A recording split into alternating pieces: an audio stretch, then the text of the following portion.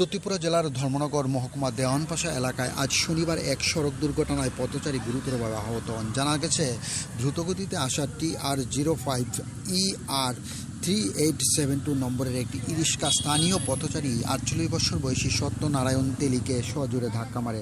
আহত সত্যনারায়ণ তেলির পিতার নাম রাম ভজন তেলি এবং তিনি দেওয়ানপাশা এলাকার বাসিন্দা বলে জানা গেছে। ডিউরো রিপোর্ট, খোয়াই টাইমস বাংলা। আগে আমাদের কাছে একটা কল আছে ওই দেওয়ানপাশা নেয়ার এসপি অফিসের সামনে থেকে। তো একটা টুকটুক একটা পথচারীকে পুশ করে, টুকটুকটার নাম্বার TR05ER 3872 এবং পথচারীর নাম সত্যনারায়ণ তেলি, বয়স 48 বছর। ওনার বাবার নাম রামভজন তেলি, ওনার বাড়ি দেওয়ানপাশাতে। তো উনি রাস্তার মধ্যে ওই চলাচলের সময় হঠাৎ করে একটা এই যে নাম্বার বললাম এই নাম্বারে টুকটুক এসে পুশ করে, ওই এতে উনি একটু সিরিয়াসলি ইনজুর হয়।